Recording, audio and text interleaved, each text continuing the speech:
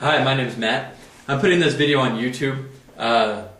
Just have a lot of people asking me about different questions about Korea, what's true, what's not.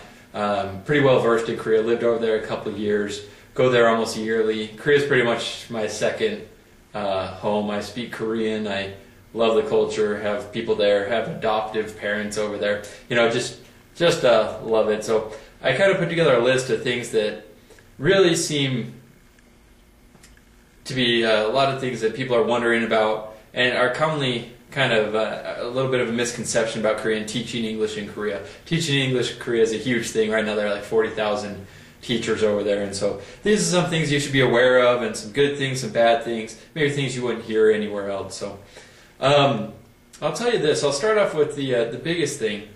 When you're going to teach English in Korea, the biggest deal is if you go to a private school or a public school.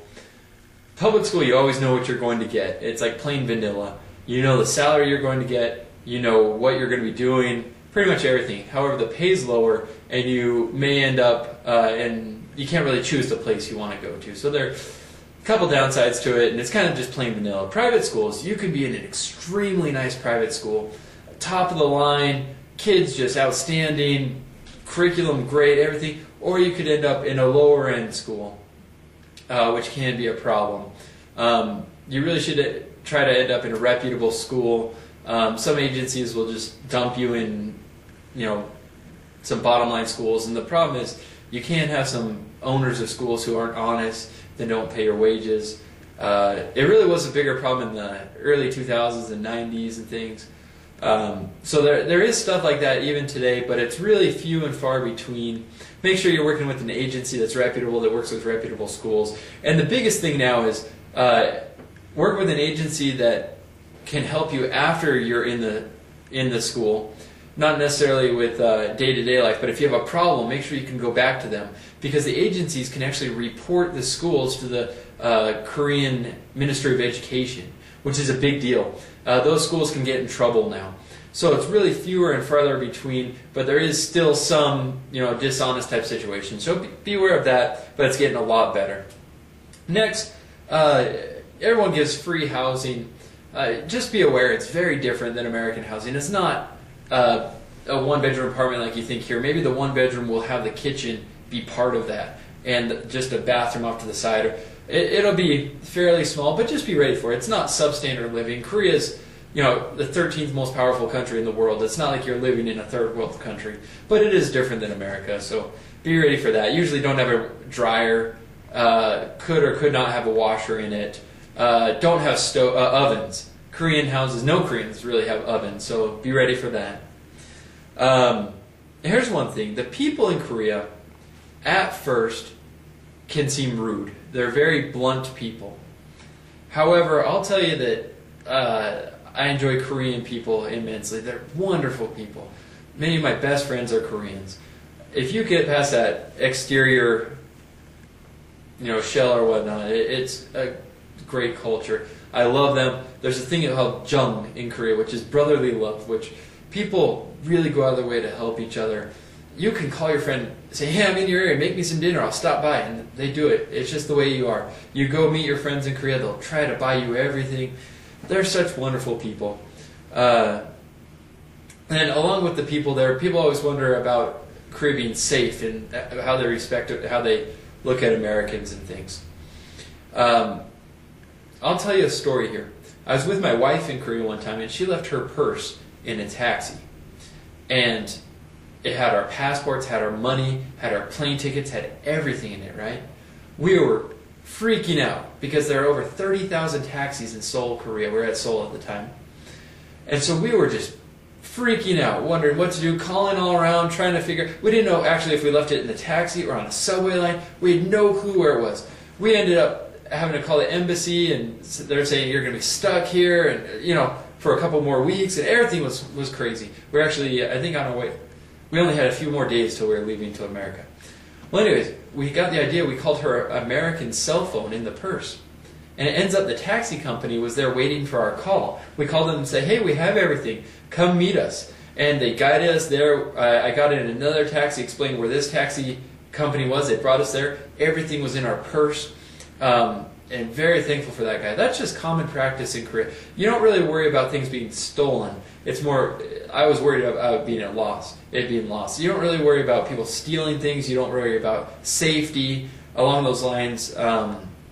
You can go in the dark alley at night, a single girl, and not have any concern for safety. In fact, the only dangerous places in Korea are outside the American army bases where American soldiers get drunk and things. Those are the most dangerous places in Korea, if you can believe it or not. It's pretty funny. But people, I love the people. And then, along the lines of safety, a lot of people worry about North Korea. I'll tell you this, I've been to North Korea. I have personally stepped foot in North Korea. It wasn't for a long visit, but I have been there. I have studied it a great deal. I keep up on the news on North Korea.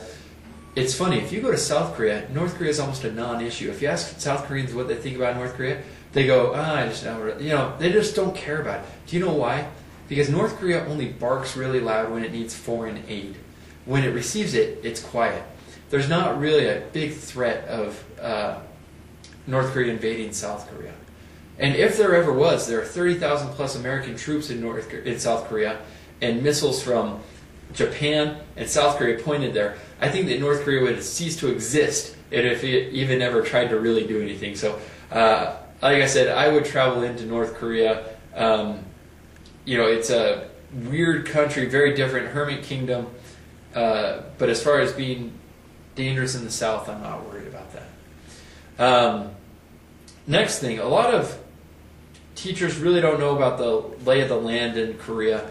Seoul is a huge metropolis. Almost half the country lives in Seoul and the accompanying areas. So basically like a 50-mile stretch or 30-mile stretch is a circular area. Is just pure city nonstop. It overlaps a river and it's just huge. And then down in the south, there's a lot of rice fields and things, but there are cities all throughout.